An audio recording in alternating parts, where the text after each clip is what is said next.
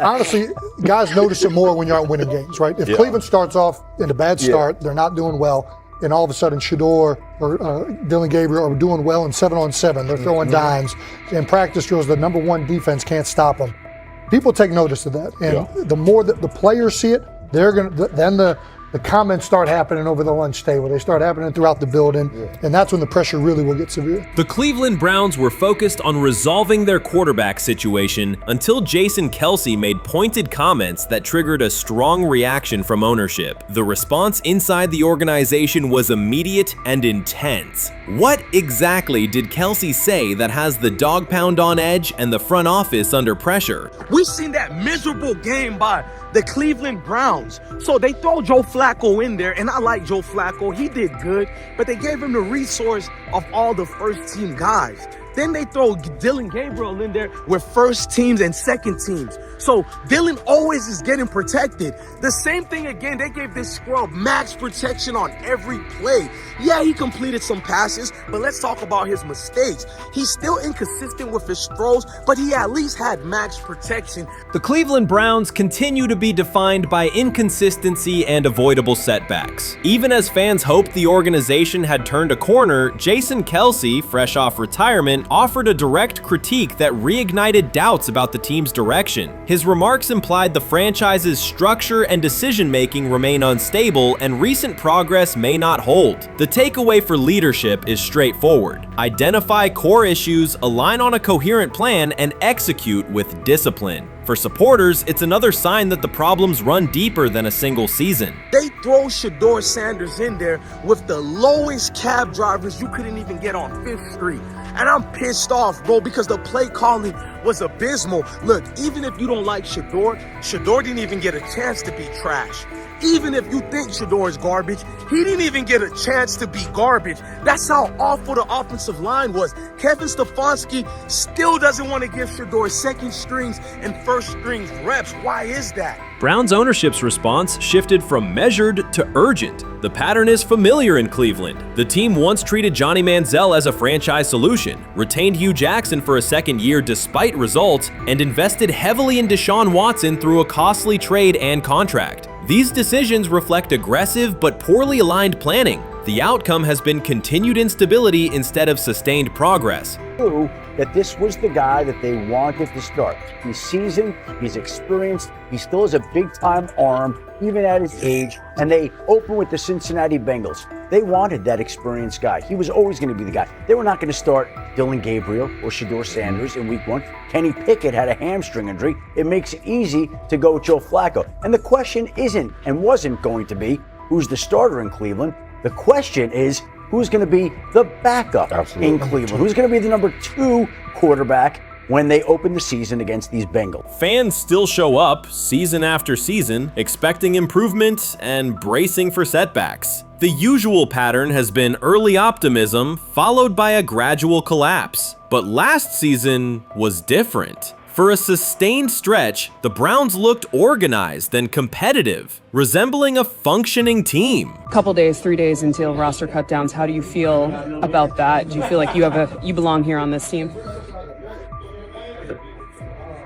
Obviously, I think overall as a player, I feel like I put in the work. I feel like everything I do, I try to do it to my best, and that's all I ask for. So I feel like everybody feels like, they should be on the team, and if you ask anybody on the team, would they feel like they belong, in their own eyes. So I feel like I do, but I'm my own player, I think about myself in a high regard. The front office entered the offseason confident. Kevin Stefanski was being praised, and the Dog Pound believed the team had made real progress. Then Jason Kelce delivered a pointed assessment that cut through the optimism. Fresh into retirement, the former Eagles All-Pro and Super Bowl champion said Cleveland still looks like a team patching over issues rather than building a durable contender. Kelce's view was direct. The Browns' structure is fragile, and the roster is too dependent on perfect health at quarterback. He argued the team is one injury away from losing continuity and sliding backward. Because Kelce has operated inside a stable, championship-level organization, his comments carried weight with players, media, and fans. The reaction was immediate. People took his critique seriously, not as outside noise, but as an informed evaluation of how a successful team should be built. Ownership also felt the impact. Jimmy Haslam's response shifted to urgency, a sign that leadership recognizes the stakes.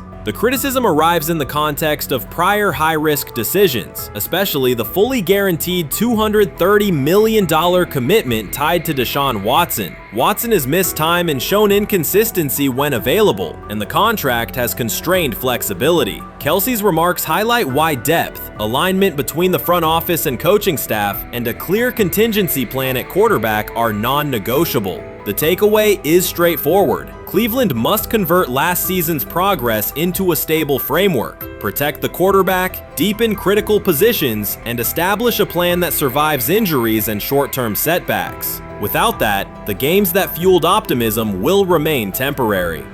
If you're a betting man, who do you think starts for the Browns at quarterback? Okay, this is the situation. Kenny Pickett, they actually traded for him. Joe Flacco, no one's bringing Joe Flacco in the building thinking Joe Flacco's going to be the starter. If Joe Flacco is your starter, You got a problem.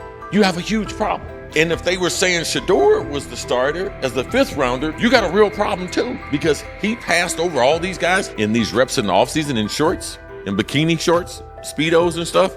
Like, no. That kind of stuff. So I'm not that surprised. When you put down a 3rd round pick on a quarterback, you do believe he has a certain skill set. Jason Kelce stated the obvious. Cleveland committed to a quarterback who hasn't played at an elite level in years, and Joe Flacco's playoff run didn't change the long-term outlook. Ownership appeared more upset that the criticism was public than by the substance of the critique. Many fans agreed. They've seen this pattern before. Rosters age, injuries are inevitable, and when a single contract dominates the cap, one setback at quarterback can undermine the entire season. Kelce's broader point was about structure. The Browns prioritized the high-cost, uncertain starter over depth and contingency. The late-season surge masked issues that remain: limited cap flexibility, thin depth at key positions, and an offense that lacks a credible plan B.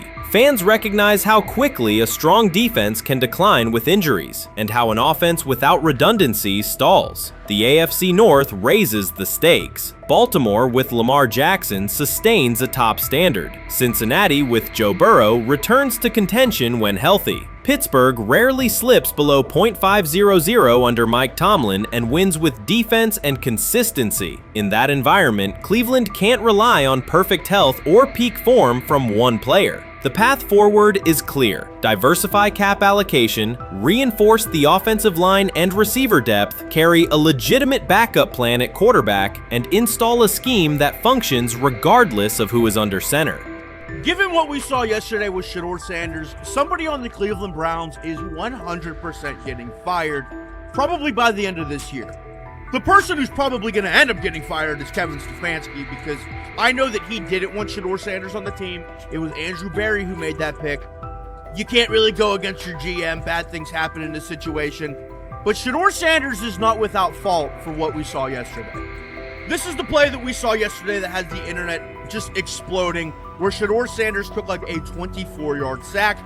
Half of the internet is saying that this is all Kevin Stefanski's fault. Cleveland showed progress last season, but the underlying concerns remain. Jason Kelce highlighted them directly. The Browns' long-term plan is fragile, cap-constrained, and overly dependent on perfect health at quarterback. His comments focused attention on structural issues, roster depth, continuity in coaching, and a sustainable offensive approach, rather than a single hot streak. That criticism resonated because it reflected what many around the league already see. Ownership's reaction underscored the sensitivity. Jimmy Haslam has presided over frequent coaching and quarterback changes, and external scrutiny carries weight when it comes from a respected veteran with championship experience. Kelce's remarks reinforce that last year's Joe Flacco stretch was a short-term solution, not a foundation. The team still needs a durable plan that can withstand injuries and inconsistency. The practical takeaway is clear: stabilize the system, diversify cap cap usage and build depth at key positions so the offense functions regardless of who is under center. That includes a coherent development pathway for younger talent such as Shedeur Sanders, with defined practice reps, protection, and scheme alignment. Kelce didn't say anything outrageous. He articulated the gap between a brief surge and a credible long-term contender. I have the faith of a mustard seed.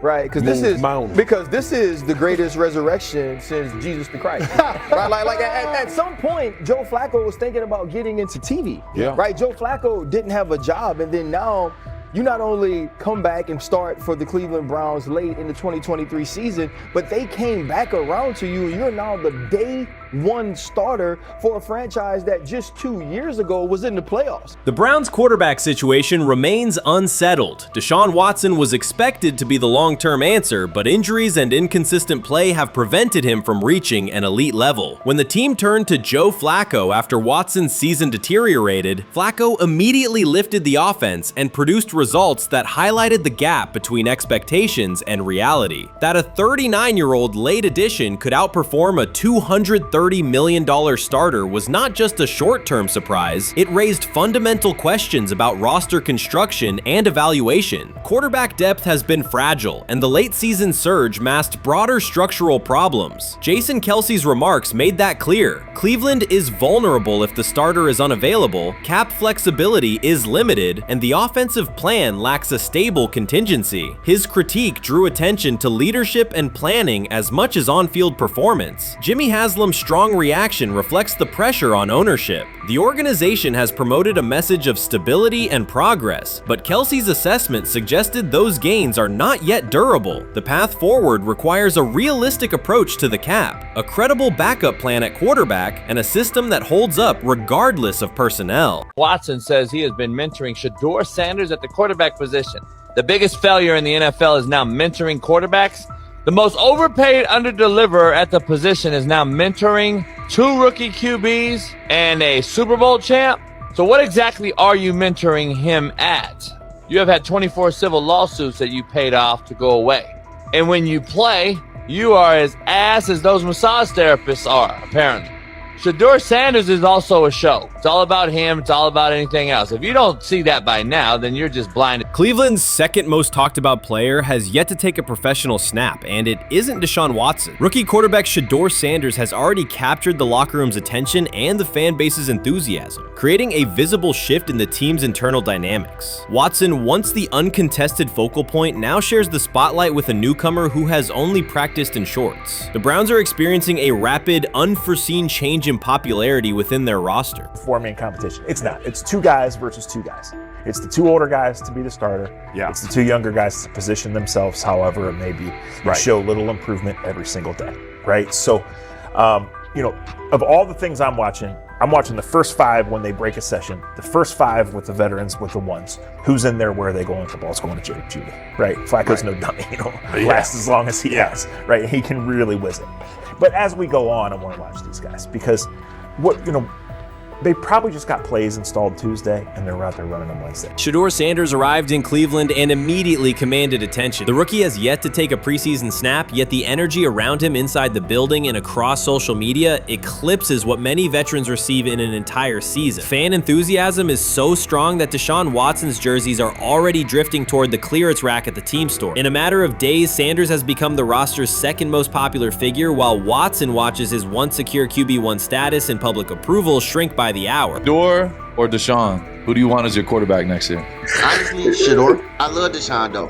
Like, I don't understand all the hate for Deshaun. You get hurt and you get booed, bro. That's foul. That might be the foulest I ever seen. The Browns' social media staff posted a single candid photo of rookie quarterback Shedeur Sanders releasing a warm-up throw, and the response was immediate and overwhelming. Fans saturated timelines with edits of themselves alongside him, while Deshaun Watson's routine practice reps drew comparatively little notice. Although an official Sanders jersey has not been released, unauthorized versions are already moving at a pace that exceeds merchandise sales for several other AFC North teams. The surge in interest marks one of the most intense fan reactions Cleveland has experienced in recent memory. The excitement surrounding Shedeur also triggers a wave of criticism. Veteran analysts, anchored in a 1980s mindset, question whether his style will translate into lasting success. They focus on his NIL earnings, social media presence, and visible confidence, arguing that the image overshadows substance. To them, outward self-assurance appears to be a distraction rather than a competitive asset. Even a simple smile or brief display of personality is cited as evidence that he lacks the measured discipline they expect from a starting quarterback. Critics claim Shedeur Sanders is notable only because of his father overlooking the performance he delivered at Colorado. Many of those same observers ignored the Buffaloes until Deion Sanders made national headlines, yet they now question whether his son has earned the attention. They want rookies to keep quiet, carry clipboards, and wait 2 seasons before challenging for a starting role. Sanders is disregarding that script from the moment he arrived. His presence has already turned Cleveland's quarterback discussion into a genuine 2-man competition before a single preseason snap. Deshaun Watson maintains publicly that the situation does not concern him, but it is hard to believe the pressure is not real. A fully guaranteed contract protects his paycheck, not his standing in the locker room. Sanders, meanwhile, is translating charisma and early momentum into tangible influence with teammates, coaches, and fans, reshaping expectations for who will lead the Browns on opening day.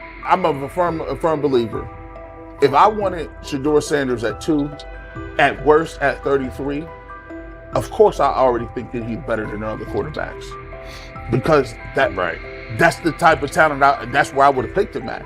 And if he was at 2 or 33, and he still had this same exact skill set, we would be talking about him starting and playing. Right. Well, that'd only be 3 quarterbacks. It'd be 3 quarterbacks, not 4. 4, yeah. But since he moved to the 5th round, that's cool. They might have to go along with it. But to me, I think if you ask who got the best tools, I'm going with Shedeur. Shedeur Sanders has not taken a single professional snap, yet discussion about him has split NFL social media into 2 camps. One side already argues he should start immediately. The other worries about what that means for veteran quarterbacks like Deshaun Watson. Reporters now line the perimeter of Browns camp, scrutinizing every inconsistency in Watson's spiral and every precise throw from Sanders during drills. Each well-placed pass is clipped, posted to TikTok, and captioned as evidence of a future QB1. Cleveland is no stranger to quarterback drama, but this situation is different. Rather than cycling through another unproven starter, the franchise is dealing with a rookie who entered with more polish, public attention, and perceived readiness than most first-year players. Fans chant Sanders' name before he has appeared in a preseason game, while the established starter works to maintain his relevance. The atmosphere is not yet a full controversy, it is a countdown. Traditional analysts insist on the importance of experience and respecting the process, yet Sanders is progressing on the timeline set by the supporters who already view him as the next leader of the offense. Chris Carter's televised assessment of Shedeur Sanders triggered immediate pushback from Cleveland fans, local media, and even several Browns veterans. Carter dismissed Sanders, a 5th-round pick, as unprepared to start and framed the growing interest around him as purely a byproduct of surname recognition. Since that segment aired, practice reports have told a very different story. Observers inside the Browns facility describe a rookie quarterback who is closing the gap on Kenny Pickett and Dillon Gabriel with surprising speed. Sanders first turned heads in rookie minicamp by directing the huddle with a calm that belied his inexperience.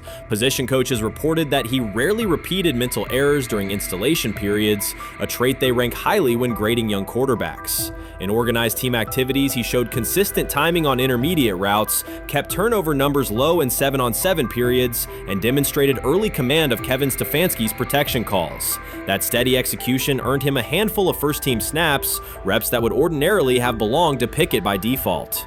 By mandatory minicamp, the rotation had shifted again. Practice notes from beat reporters detail the rise in Sanders' workload each day. Red zone series against the starting defense, 2-minute drills, and full field scrimmage possessions in which he checked out of called plays when fronts dictated it. Mary Kay Cabot, initially skeptical Sanders would challenge for game day snaps in 2025, wrote after consecutive sessions in mid-June that his footwork, release speed, and pocket management had, quote, meaningfully tightened since rookie camp. Her tone marked a clear departure from early spring projections that labeled labeled Sanders a long-term developmental project. The broader quarterback context in Cleveland magnifies that progress. Deshaun Watson's availability and form remain uncertain after 2 injury-interrupted seasons, while Pickett's transition from Pittsburgh has been uneven. Dillon Gabriel's arm strength is evident, but coaches continue to stress hesitation in his full-field reads. Against that backdrop, Sanders' quick decision-making and mechanical efficiency have begun to look less like a pleasant surprise and more like the roster's most reliable short-term plan. Inside the locker room, acceptance has followed performance. Wide receivers cite Sanders' ball placement on outbreaking routes, noting that the ball routinely arrives on the upfield shoulder, a small but essential detail that allows for yards after the catch. Offensive linemen appreciate his pocket awareness. Joel Bitonio remarked privately that Sanders slides up instead of bailing when edge pressure flashes. Defensive backs say his eye discipline forces them to hold coverage longer than they expected against a rookie. Such cross-positional respect develops only when day-to-day tape shows tangible improvement. The reaction to Carter's critique highlights a recurring double standard applied to young black quarterbacks. Traits celebrated as swagger or confidence in other players were labeled arrogance when associated with Sanders, yet the quarterback himself has not responded publicly. There have been no subtle social media jabs, no mention of critics and interviews, only repeated references to competing for every rep and learning from veterans. That measured approach, combined with hard evidence from practice, has softened earlier doubts among coaches who prioritize demeanor as much as arm talent. Within the coaching staff, the discussion now centers on readiness thresholds. Stefanski's scheme relies heavily on quick rhythm throws, defined reads, and disciplined pocket movement. Those requirements align with Sanders' strengths: a compact release, willingness to target the middle of the field, and instinctive timing on RPO concepts carried over from his college tape. Staffers reviewing cut-ups from joint practices note that his internal clock already approximates NFL speed, a metric they did not expect to see until mid-season at best. If that trajectory continues through preseason games, the Browns face a consequential decision. Starting a 5th-round rookie 6 weeks after training camp opens would unsettle salary cap assumptions, depth chart politics, and external perceptions of organizational stability. Yet the internal mandate remains clear: the most prepared quarterback will play. That standard places Sanders in genuine contention because every practice metric used to grade readiness, turnover ratio, red zone efficiency, third down conversion rate has trended in his favor since early June. The organizational stakes are considerable. Cleveland has cycled through starting quarterbacks at a startling pace over the past decade, shifting from first-round investments like Baker Mayfield to high-cost gambles such as Watson,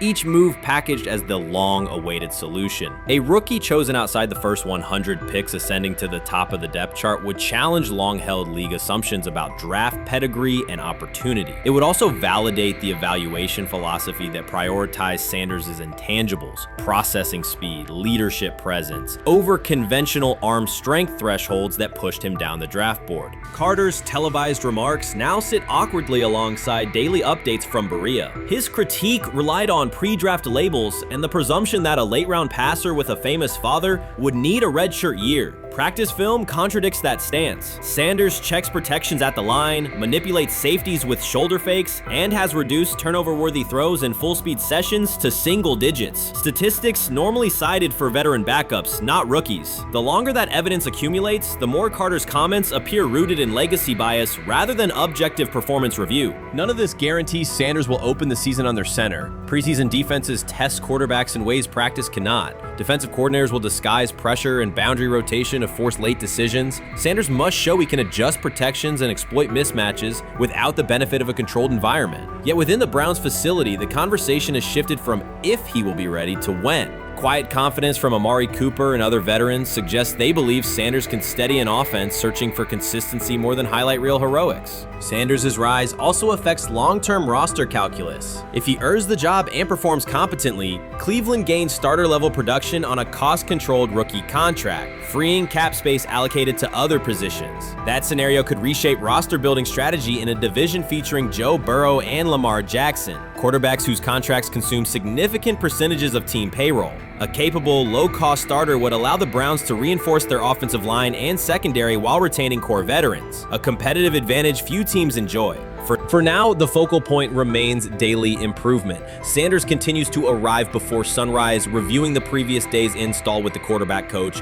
then staying after practice to throw on-air routes with receivers low on the depth chart. Coaches track those habits closely because consistent routine underpins performance when adversity strikes in live games. Each incremental gain strengthens the argument that readiness depends on preparation and aptitude, not draft slot. Carter's segment reminded the league how quickly assessments can become outdated when they lean on perception over evidence. Sanders' steady climb up the depth chart underscores the counterpoint. In the NFL, tape is the final arbiter. Should Sanders translate practice efficiency to preseason success, the Browns may discover that the solution to their long-standing quarterback riddle arrived quietly in the 5th round, carrying little more than confidence and a willingness to work. Shedeur Sanders doesn't ask for excuses. He hasn't blamed limited reps, patched together receiver groups, or 4th-string offensive linemen struggling against Cleveland's second-team defense. He shows up, works, and demonstrates why he belongs. On day 3 of Browns training camp, for the first time since OTAs, he finally received something close to a fair opportunity. He lined up with the 2nd unit during an 11-on-11 period and made the most of it. In 8 plays, he did what he typically does when given a chance. He executed. He went 2 for 2 on a quick series, finishing with a decisive throw to tight end Blake Whiteheart that immediately caught the sideline's attention. There was no hesitation in his drop, no unsettled feet, and no panic. Just firm, accurate timing and clean operation. It raised an obvious question. What has taken so long for the Browns to evaluate him with a functional group? The story isn't only about one throw, it's about the delay before it. Sanders has been the guy for most of his football life, commanding high school programs, starring in the Southwestern Athletic Conference at Jackson State, then operating under national attention at Colorado. For the first time, he's been told to wait. He has treated that reality as part of the job rather than a setback. He has prepared like a professional since the moment he arrived, and on the 3rd day of camp in heavy heat, he let the football represent his case. While coverage focused on the veteran presence of Kenny Pickett and Joe Flacco, Sanders made an impression with minimal volume. The difference with the second team was immediate. Protection held up, routes were on schedule, and progressions unfolded as designed. Within that structure, he looked like the quarterback who led efficient offenses at Jackson State and Colorado. Calm in the pocket, decisive in his reads, and accurate to tight windows. This was not simply a good practice period, it was a clear statement. He was not just operating the script, he was directing it. The timing was sharp, the reads were clean, and the seam throw to Whiteheart was a high-level anticipation throw, professional in placement and pace. The narrative around Sanders should reflect that when he is placed in a workable situation, his strengths are visible. Early work with 4th unit personnel included protection issues and unreliable spacing. With the 2nd unit, those variables stabilized, and his work looked consistent with his resume. The performance supported a straightforward conclusion. The evaluation should move forward with higher quality reps. Sanders has been explicit about his approach. He does not request special treatment. He intends to be prepared so that when an opportunity appears, he can step in without a drop-off. He has said he wants to be ready for anything and not offer explanations after the fact. That mindset fits what teammates and coaches have observed. A quarterback focused on the assignment, not the conversation around it.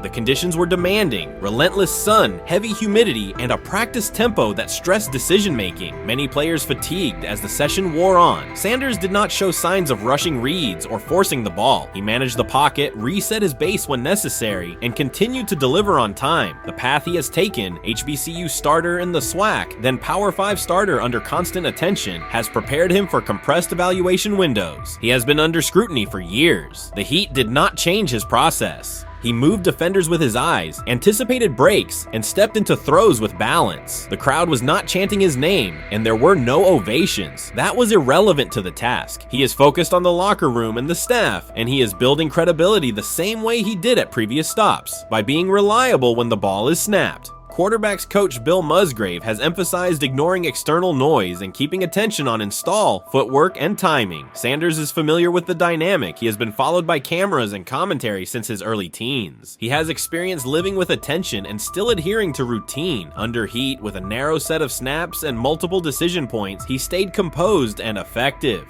2 speeding citations, 91 miles per hour in Brunswick and 101 miles per hour in Strongsville, became national items. General Manager Andrew Andrew Berry characterized the decisions as not smart and stressed that it's not only about driving fast, but about the safety of others. Sanders accepted responsibility, stated that he learned from the incidents, and said he would follow the rules. The attention to those citations did not alter his daily schedule or his practice preparation. He arrived early, stayed engaged, and kept the discussion centered on work.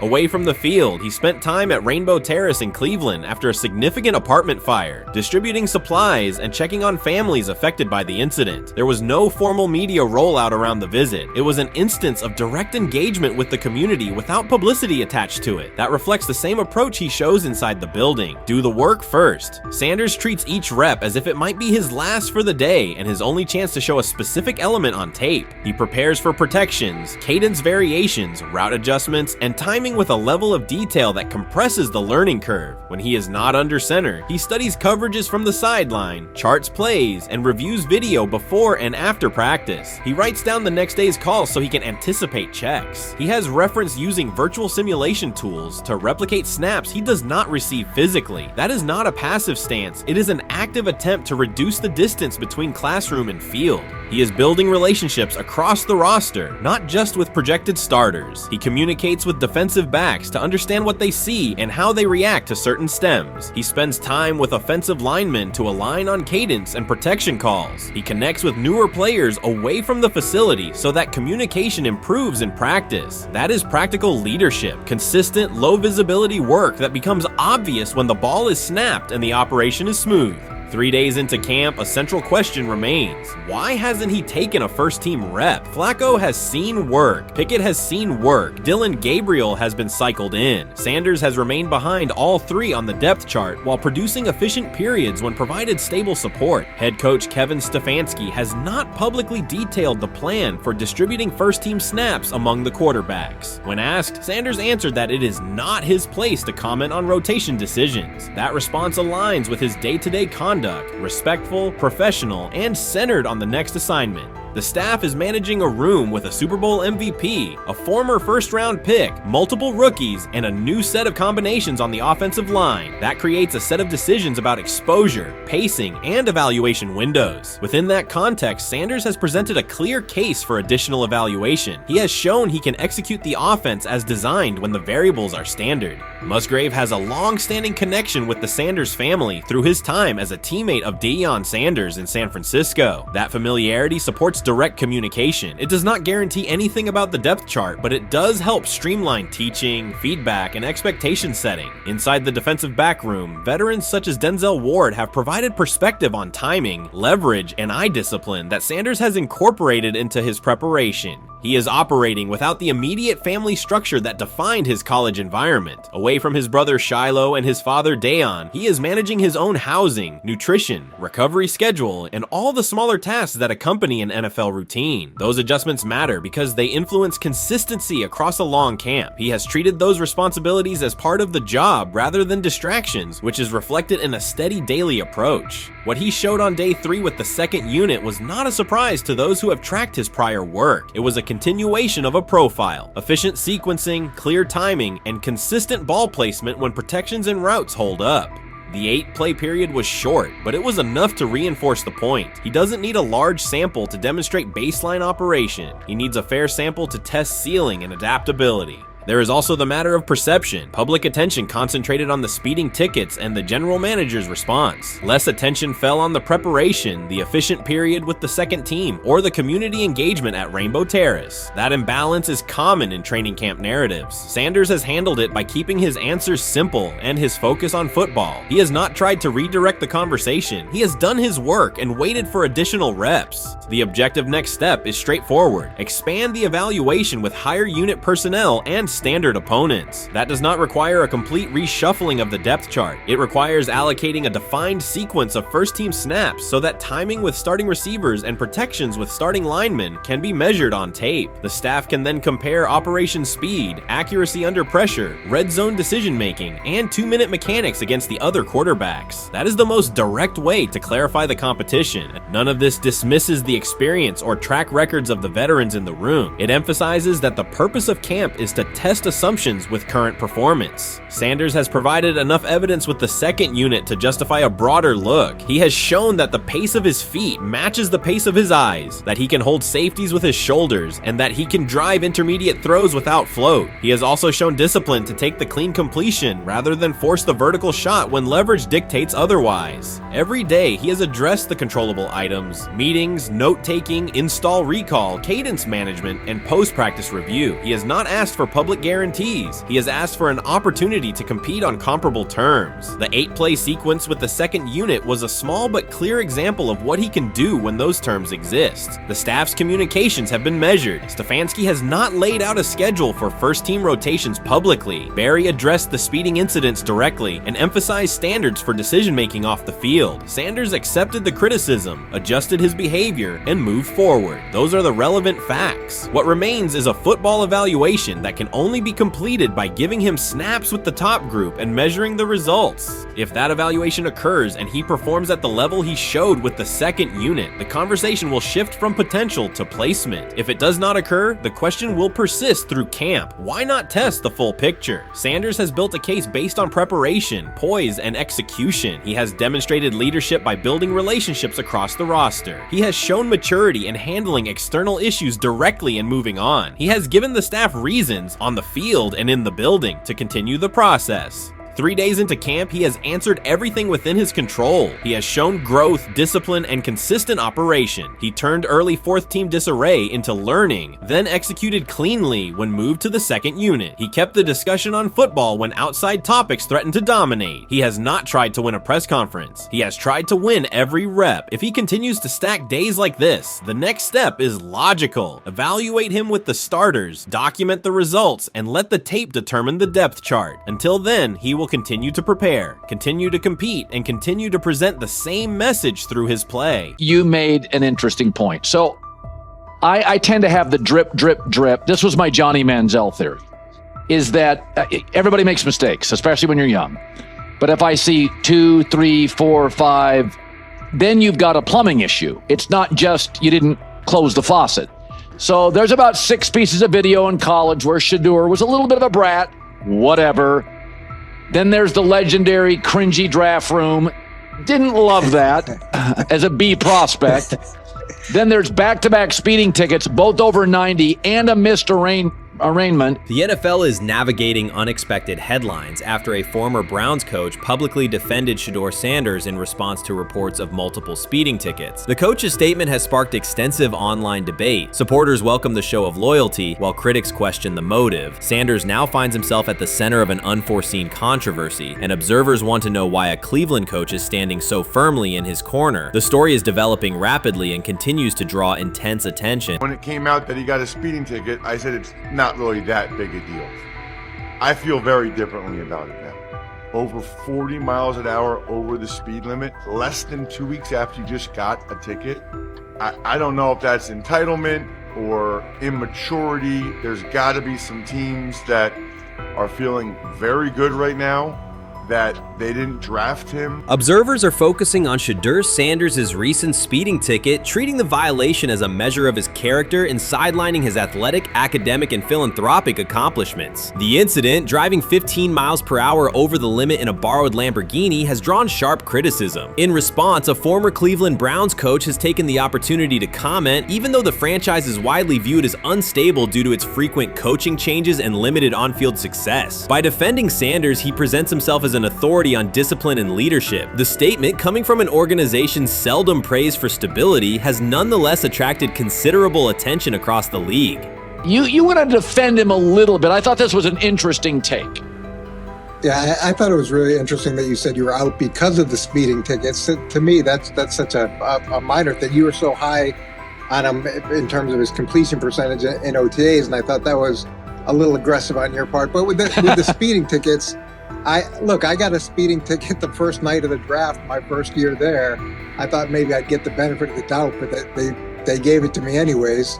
As soon as the former Browns coach defended Shedeur Sanders, social media erupted with commentary resembling the volume of draft night coverage. Posts and opinions appeared within minutes, and criticism escalated rapidly. Detractors amplified Sanders' minor speeding violation, while supporters argued that such reactions were disproportionate to a single traffic citation. Shedeur Sanders received 2 speeding citations, and the minor traffic issue quickly drew national attention. Before considering the former Browns coach's response, it is useful to clarify the facts. Sanders, son of Pro Football Hall of Famer Deion Sanders and a current college quarterback, was twice ticketed for exceeding the limit while driving a high-performance vehicle. Commentary on social media escalated rapidly, with critics framing the incident as a significant character concern, even as the league has historically tolerated far more serious legal transgressions. Stepping into the debate, a former Cleveland Browns coach, best known for a tenure filled with losses and contested decisions, issued a strong public defense. He argued that 2 speeding tickets should not define Sanders' reputation or overshadow his on-field talent and community work, urging a balanced assessment of the player's actions. I don't love it from a 5th-round draft pick. I don't love that it happened multiple times.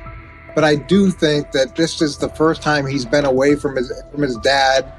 And, you know, there's going to be some growing pains. Now, would I sell my stock on it like you are? Not because of a couple speeding tickets, especially in light of the problems that Brown's quarterback room has had to deal with legally in the last few years. I mean, this is nothing. The debate quickly shifted from 2 speeding citations to broader claims about integrity, growth, and leadership. The former Browns coach framed the infractions as moments for personal development and urged observers to view them in context. Critics responded forcefully. Some called for disciplinary action, others questioned Deion Sanders' parenting, and a few sought to discredit the coach himself, despite his professional record already being widely analyzed across the league. The reaction underscores an apparent inconsistency in public standards. Fans often overlook on-field confrontations, heated sideline arguments, and other significant controversies, yet they treated Sanders' routine traffic offenses, speeding without evidence of reckless endangerment, as indicators of serious character flaws. If such minor violations were adopted as the primary measure of morality in professional football, many players would face similar criticism.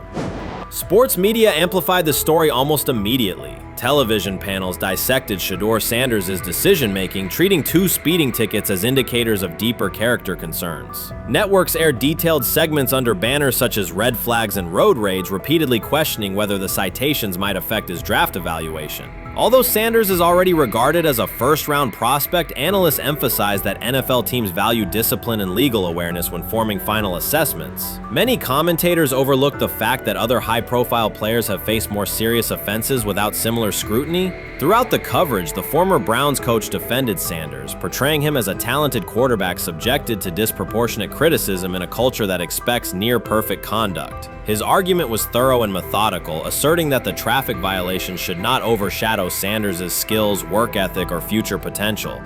Commentators point out that the coach's intervention was not entirely selfless. He recognized the publicity potential. One day he was an overlooked figure from a struggling Browns era, the next he was a trending name across sports media. The discussion quickly expanded beyond Sanders' speeding citations to questions of image management and narrative control. Critics demanded disciplinary measures, public apologies, team sanctions, and formal statements, yet their objections seemed directed less at the traffic infractions themselves and more at Sanders' high profile, confidence, and resistance to traditional expectations. In practical terms, Sanders' brand remains intact. The coach secures renewed relevance, and the episode supplies another headline in the ongoing story of modern football. The next time Sanders is seen in a high-performance car, the debate will likely reignite, focused not on speed limits, but on the broader culture of the league. Meanwhile, new voices continue to join the conversation. Broadcaster Colin Cowherd has already weighed in, offering his own reassessment of the incident and its broader implications. Breaking news, Shedeur Sanders last night was pulled over going 100 miles per hour. All right, he clocked 101, 41 miles an hour over the speed limit in Cleveland. He will have the opportunity to fight the ticket in court. Now, I'm not exactly sure where he was pulled over, whether or not that it was in Ohio or whether or not that it was in his home state. But typically when you're going 40 over, that's flirting with the line of reckless driving. Folks, I gotta tell you, I don't understand what it is with these young men driving at absurd speed. Colin Cowherd's view of Shedeur Sanders shifted abruptly. Days after praising the quarterback's poise and skill, he appeared on air to declare that Sanders is overhyped, unfocused, and distracted by celebrity. The reversal was immediate, without any gradual reconsideration. Cowherd now frames Sanders' 2 speeding tickets as evidence of poor judgment, even though he has defended other quarterbacks facing far more serious off-field issues. The sudden, wholesale withdrawal of support leaves viewers questioning the consistency of Cowherd's criteria and illustrates how quickly media narratives can change when minor incidents receive outsized attention. This is okay. Okay. How much of this is? I mean, Jimmy Haslam has his hands all over Manziel, has his hands all over Deshaun Watson. Admitted it, man enough to admit it. I saw the reaction in the draft room when they took Shedeur Sanders. It's pretty obvious it wasn't the coach and the GM's pick. How much is this? This team has 8 last place finishes in 13 years owning it. How much of this is we don't have a very good owner here like Washington, D.C. and the Commanders? Yeah, I didn't love the owner stepping in and saying, hey, you got to take this guy in the 5th round. And I doubt they'll ever admit to it. While Colin Cowherd urged teams to move on from Shedeur Sanders, former Browns coach Eric Mangini offered a more measured response. Mangini, whose tenure in Cleveland was marked by mixed results, used his platform to provide context rather than condemnation. Instead of sensationalizing the speeding violations, he encouraged viewers to consider Sanders' circumstances. A 21-year-old quarterback whose life is scrutinized both on and off the field. Mangini acknowledged that the tickets were mistakes, but emphasized that they do not by themselves define Sanders' character or future. He noted the extraordinary attention athletes received today, combining the responsibilities of quarterback, public figure, and social media presence. Under such pressure, missteps are magnified, and criticism multiplies quickly. Mangini concluded that any evaluation of Sanders should weigh the totality of his behavior, performance, and growth, rather than isolate 2 traffic citations as decisive evidence of poor judgment.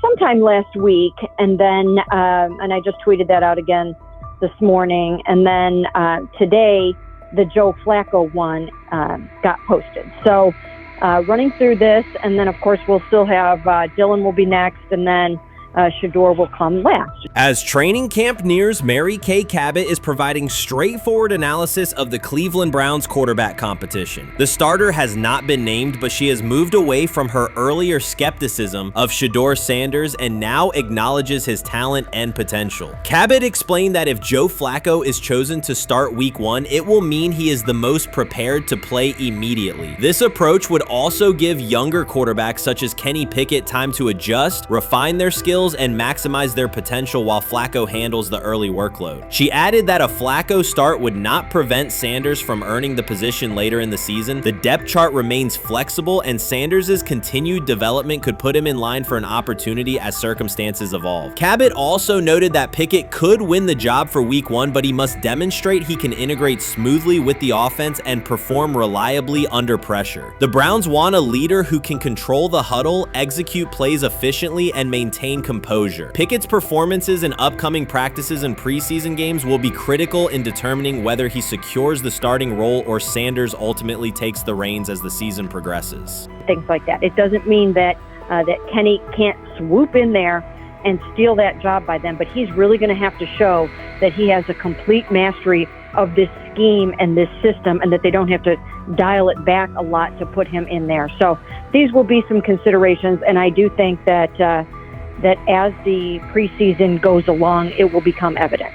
Mary Kay Cabot recently stated that Shedeur Sanders is ready, and the Cleveland Browns are monitoring him closely. After a strong showing during organized team activities and minicamp, Sanders has made notable strides in his development. With continued progress, he is expected to return to the field prepared to contribute meaningfully. The Browns coaching staff is tracking his growth, and anticipation about his long-term role is increasing. Cabot added that if Sanders maintains this trajectory and continues to demonstrate poise within the team, he will have a legitimate chance to earn the starting quarterback job. Each practice rep strengthens his case, reinforcing the possibility that his development could benefit both the player and the organization. As Sanders impresses, discussion about his future in Cleveland becomes more compelling. Cabot also emphasized Sanders' advanced understanding of the offense. She noted that his football IQ appears in every drill and that he seems ready to execute the Browns system at full speed. His ability to process defenses quickly and make decisive reads distinguishes him from his peers. With the appropriate opportunity, Cabot believes Sanders could become a genuine difference maker for the Browns. One One area Cabot highlighted is Sanders' command of pre-snap adjustments. His capacity to diagnose defensive fronts and communicate changes gives him an edge and reflects high football intelligence. If he translates those reads into consistent connections with his playmakers, he could elevate the Browns' offense significantly. By comparison, Cabot said quarterback Dillon Gabriel is still refining his grasp of complex terminology and play calling. While Gabriel possesses upside, Sanders' comfort with intricate concepts and his ability to manage tight pockets under pressure give him a clear advantage at this stage. Gabriel must sharpen those elements to compete at Sanders' level. Cabot previously reported that Sanders had already earned first-team practice snaps ahead of Gabriel. Her latest update confirms that Sanders is now approved as the Browns' starting quarterback, solidifying the organization's commitment to him as QB1. Expectations are high, and his response to the challenge will be closely watched throughout training camp and preseason. Cabot further noted that head coach Kevin Stefanski authorized Sanders to take expanded first-team reps beginning next month. This milestone underscores Sanders' readiness and the coaching staff's confidence in his progress. As the regular season approaches, Sanders aims to cement his status as the starter, and the competition for that position is intensified. Though Sanders leads the race, Kenny Pickett remains in contention. Cabot stressed that Pickett must prove he can integrate seamlessly with the offense and perform consistently under pressure. His performance over the next several weeks will determine whether he can challenge Sanders for the starting role. With both quarterbacks vying for the top spot, the Browns' Week 1 starter will be one of the most scrutinized decisions of the upcoming season. For now, Cabot's reporting underscores Sanders' rapid ascent, strong football intellect, and growing command of the offense, qualities that position him well to lead Cleveland's offense when the opportunity arrives. Urban Meyer's roster history underscores the absurdity. Meyer coached Aaron Hernandez, whose off-field crimes are well documented, along with other players entangled in assaults, academic misconduct, and more. Yet, Feinbaum singled out Newton, a national champion, Heisman Trophy winner, and NFL MVP, as the worst. This selective condemnation is not new. When Deion Sanders recently suggested implementing an NIL salary cap to restore competitive balance, Feinbaum dismissed the proposal and called Sanders a hypocrite rather than engage with the substance. The pattern repeats. Feinbaum routinely targets Cam Newton, Deion Sanders, Jameis Winston, Lamar Jackson, outspoken black athletes and coaches, while extending grace to figures such as Nick Saban, Kirby Smart, Dabo Swinney, or Tim Tebow under similar circumstances. Newton is no longer content to remain silent while others distort his story. In response, he laid out an accurate chronology, highlighting facts the commentary networks rarely repeat. One long-standing myth is that Newton was expelled from the University of Florida. He was not. Tim Tebow held the starting job unchallenged, and Meyer had no intention of displacing his star. Like thousands of athletes each year, Newton transferred to find a place where he could play. The move was strategic, not disciplinary. He is with 3-2-2-5-3-17 to transfer to and more back. Meyer was. Critics habitually resurrect the 2008 laptop incident to tarnish Newton's entire career. Newton has acknowledged the mistake, but its relevance is overstated. The incident did not prompt his transfer, nor did it derail his trajectory. After leaving Florida, Newton enrolled at Blinn College, a Texas JUCO powerhouse, and led the Buccaneers to a national championship while posting dominant statistics. That performance earned him the opportunity to transfer to Auburn. At Auburn, Newton produced one of the most extraordinary single seasons in collegiate history. More than 4,000 yards of total offense, 50 combined touchdowns, an SEC title, a national championship, and the Heisman Trophy. Achievement compressed into a single year under intense scrutiny. Even that landmark season is recast by Feinbaum as a cautionary tale.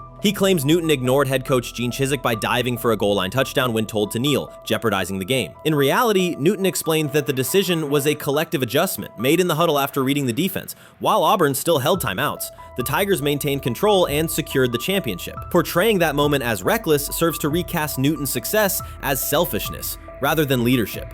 Feinbaum's approach to Sanders reflects the same dynamic. When Sanders urged a structured NIL ceiling to protect athletes and stabilize rosters, Feinbaum immediately labeled him hypocritical. Yet when Saban or Swinney voice identical concerns, Feinbaum frames them as thoughtful guardians of the sport. The inconsistency reveals that the determining factor is not the argument but the identity of the speaker. Unapologetic black leaders who control their narratives, challenge entrenched hierarchies, and Feinbaum's commentary often functions as a check on that influence.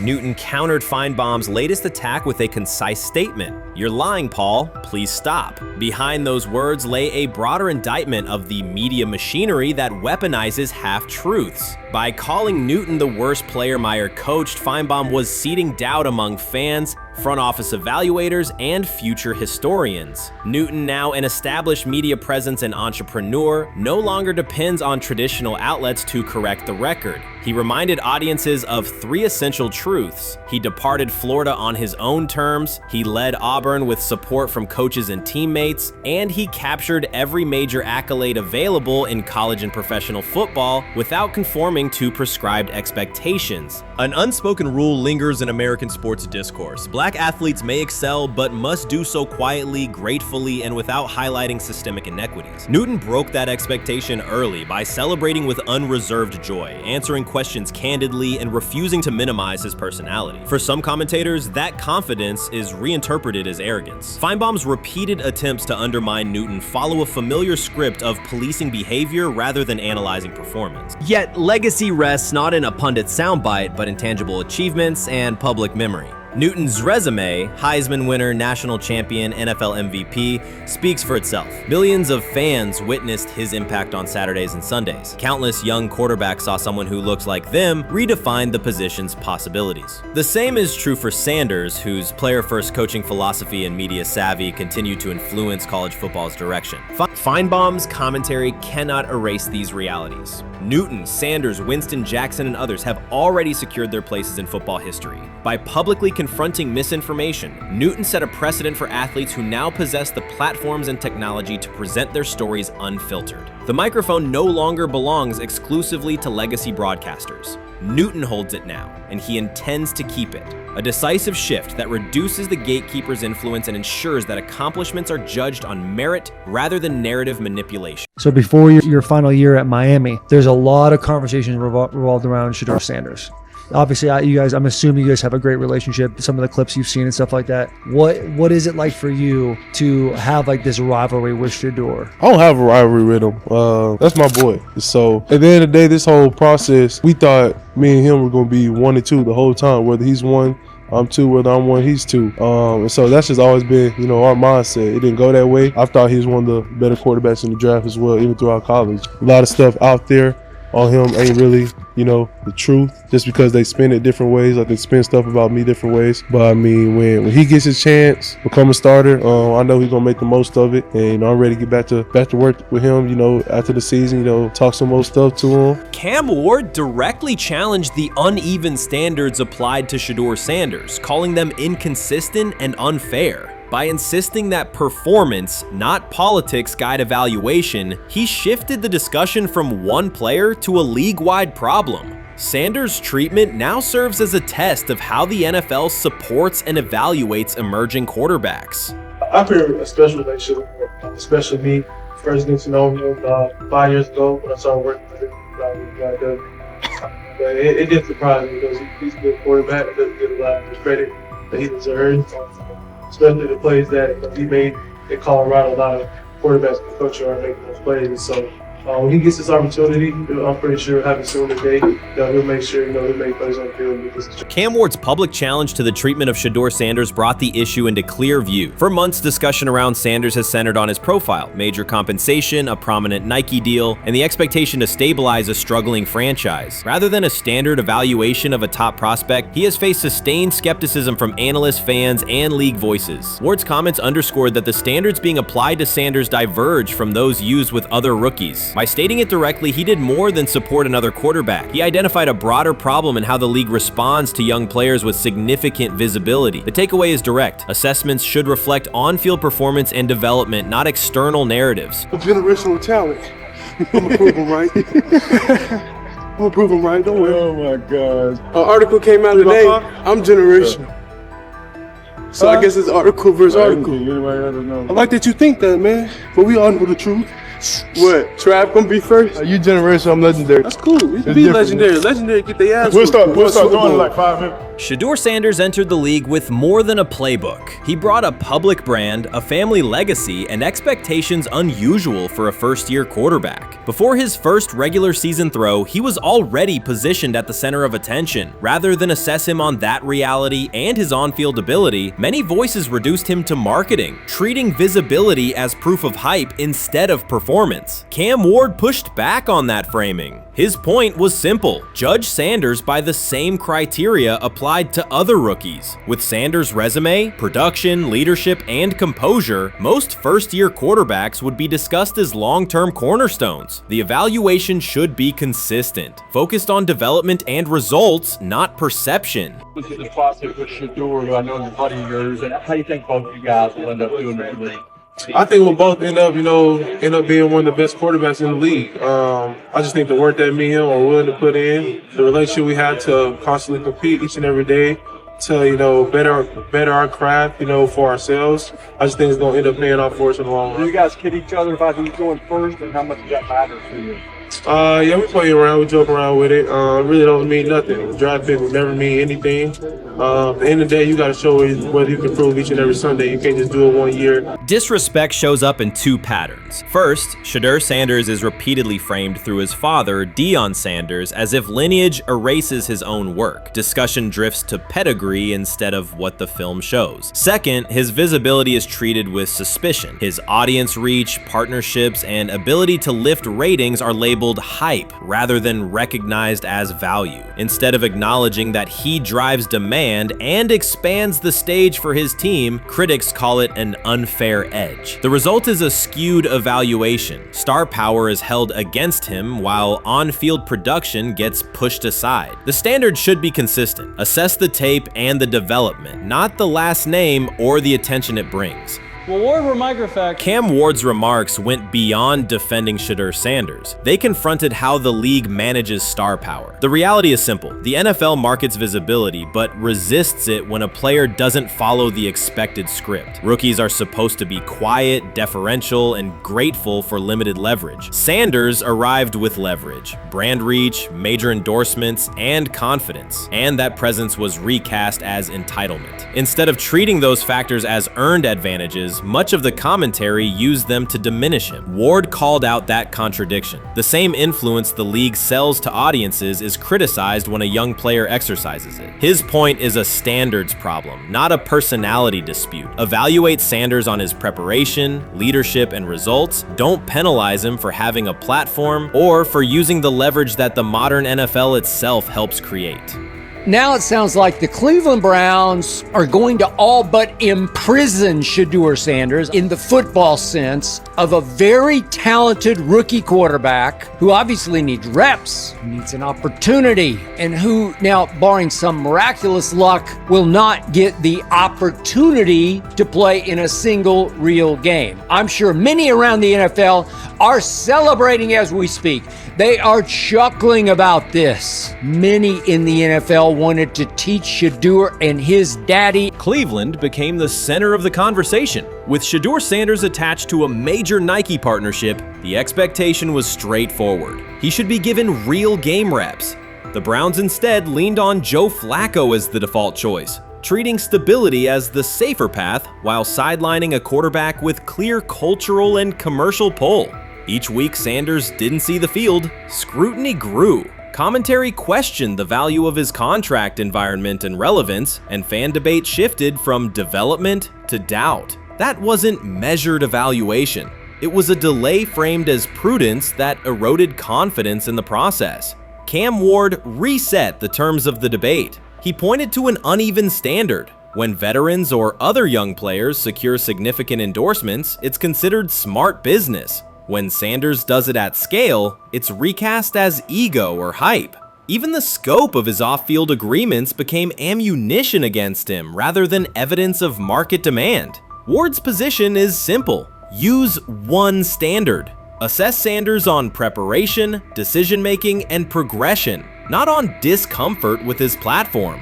Treat visibility as an asset, not a disqualifier. The issue isn't attitude or branding, it's the consistency of the evaluation. Ward called it directly. The treatment has been unequal, and it should be corrected by aligning opportunity with performance criteria. Fans need to recognize there's not a team in the league he'd start for. Not one. That's not ridiculous. That's not unfair. That's not a vast conspiracy. Shedeur Sander fans are Angel Reese fans. They're just fair weather fans who don't really give a fuck about the sport. Most of them are just Dion fucking groupies that followed him when he went to fucking Colorado, just like Angel Reese's fans had never watched basketball prior to her playing at LSU, and they followed her to the WNBA and don't know shit about the sport. That's it. Now Dion fucking groupies are running around acting like, oh, this is payback to his dad. The timing is pivotal. Shedeur Sanders isn't trying to blend into the league's background. He's shaping the agenda. He drives debate segments, fuels short-form highlights, and moves merchandise at a pace most rookies never approach. By the metrics that define modern attention, he is the draw. Yet, a segment of observers continues to undercut him, not because of shortcomings on tape, but because of discomfort with how prominent he already is. Cam Ward put words to what many could see. Coverage around Sanders has been filtered through reaction to his visibility, rather than a clear read of his performance and growth. The market has already weighed in. Demand is real, not manufactured. Nike's record-level rookie endorsement aligned with that reality, signaling long-term value and cultural reach. This exposes a core contradiction. The NFL depends on star power to sell tickets, fill stadiums, and boost ratings, but it resists stars who set terms on their own. Visibility is celebrated until a player exercises it. The fix is straightforward. Apply one standard. Evaluate Sanders on preparation, decision-making, and results, and treat his platform as the asset it is. If the league benefits from his presence, its evaluation practices should reflect that same reality, consistently and without penalty for scale. Shedeur Sanders does not depend on league promotion. He established his platform before the NFL and continues to expand it on his own terms. That autonomy challenges the status quo. Cam Ward's support was more than a defense of a teammate. It was a warning that if the league holds to outdated expectations, it risks falling behind the very players who drive audience attention and revenue. Claims that Sanders lacks real popularity ignore measurable facts. A large, active following, consistent merchandise demand, and sustained coverage across major outlets. Doubts about his standing as a quarterback overlook his college production and growth indicators. The pattern is familiar. Efforts to minimize him increase his reach. Each skeptical headline widens the spotlight, and each dismissive take creates more engagement. You cannot reduce a player built for visibility by arguing he should be less visible. The practical outcome is the opposite. Scrutiny becomes signal. Sanders is not merely enduring criticism, he is turning it into momentum, converting attention into leverage on and off the field. You can't fire the owner because he can't fire himself. Yeah, someone's head's going to roll, unfortunately, in this situation. And it's probably Stefanski and Barry. I saw on The Athletic. I don't think that's fair, by the way. Stefanski, that part. I agree. I was saying the other day on my podcast that Barry should be fired. And I said I wouldn't fire Stefanski, but a couple of people made the point of saying, well, if you fire the GM, you got to give him a chance to hire his own coach, which is fair. That's true. Mm-hmm. So I would fire Barry. I would hire a new GM. If that GM thinks Kevin Stefanski's a good coach, wants to stick with him. Right. The situation in Cleveland has escalated with the NFL. Sources indicate GM Andrew Barry is prepared to move on from head coach Kevin Stefanski if he refuses to elevate Shedeur Sanders. The Browns are weighing a major quarterback change. Leadership appears to be aligning behind Sanders and pushing for immediate action. This is a high-stakes decision about control and the team's direction. I think it's unfair for me to comment in I guess, maybe on behalf of the industry. All I can say is this, the time that we spent with Shedeur, and what he's done throughout his college career is impressive. He's an impressive young man. He's a really good quarterback. Sometimes, fit comes into play. And I'd also say this, there are 4 more rounds of the draft. And then maybe lastly, it's less about where you get picked and what you do after you get picked. That's really the most important thing.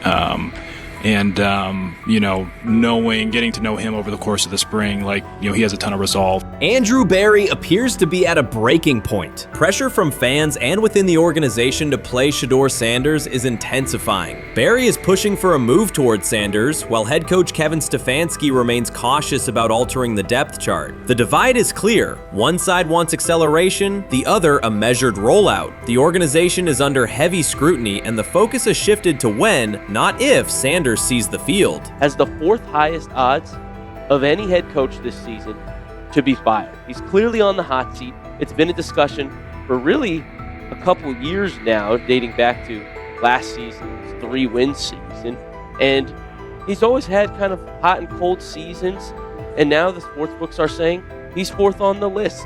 Number 1 is Mike McDaniel of the Miami Dolphins, Brian Daboll of the Giants at 2, Shane Steichen at 3, and there is Kevin Stefanski plus 650 to be fired. This has moved beyond tension to outright stubbornness. Rather than elevating Shedeur Sanders, the staff has chosen Dillon Gabriel. The current depth chart looks less like a forward plan and more like resistance to change. Fans have been clear about who they expect to see, yet the organization keeps delaying. Every week without a real evaluation of Sanders slows development and blurs accountability. Cleveland is choosing a conservative approach when a decisive decision is needed, sending a message of uncertainty to both the locker room and the city. Now being the third string quarterback for the Cleveland Browns, was that so much was made out of unbelievable. He actually made the team as the third string quarterback. Like that was a big deal. Like that was somewhat of a surprise to a lot of people.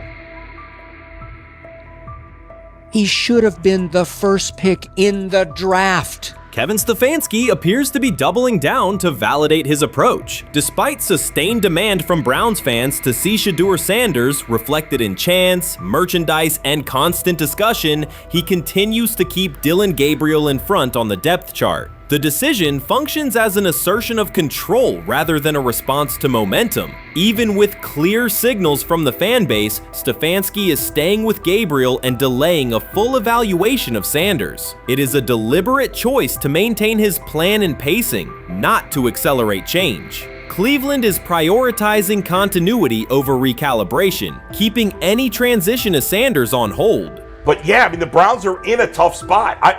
They have wasted. You traded a ton of high draft capital to get Deshaun Watson. You've gotten nothing out of Deshaun Watson and missed an opportunity. Who knows who they would have drafted? Now, maybe they would have screwed up those picks and the Browns would still be in bad shape. Andrew Berry is likely frustrated watching Dillon Gabriel default to conservative throws while the offense stalls. From a football perspective, this appears to be the hill Kevin Stefanski is choosing to stand on. Keeping Gabriel ahead of Shedeur Sanders has limited the unit's explosiveness and prevented a full evaluation of a higher ceiling option. Drives end quickly, field position flips, and momentum is lost while Sanders remains on the sideline. Fan patience is wearing thin. Each ineffective series intensifies criticism and shifts scrutiny toward the coaching staff's criteria for the depth chart. With every additional snap for Gabriel, the decision reads less like an open competition and more like rigid adherence to a plan that isn't producing results. The optics are clear. A dynamic quarterback sits while a cautious approach keeps the offense in neutral. If this continues, accountability questions will grow inside and outside the building. What performance benchmarks keep Gabriel ahead of Sanders? When will Sanders receive first-team reps in live situations to allow a fair comparison? The front office must decide whether to preserve continuity or pivot toward a timely assessment of Sanders. The longer the current approach stays in place, the more it signals stubbornness rather than adaptation, and the more pressure mounts to realign the plan with on-field output. I honestly see it happening if the Browns lose a bunch of games. If they get 5 wins or less, I see the report coming out now that Stefanski will be fired. I don't want it to happen. I want the Browns to be good, win a bunch of games. I think that they're going to be a team that is slept on and can at least get 7 wins, which is why if they don't, I see Stefanski getting all the blame for that, and there'll be a new coach in Cleveland. Because their players, to me, are there once again.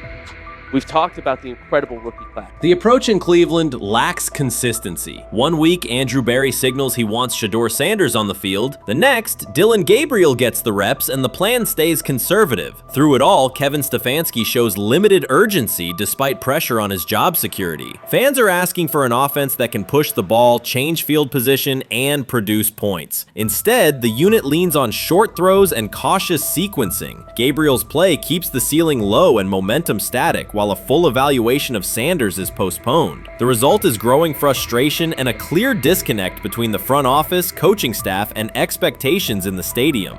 The NFL tried to teach him and his father a lesson.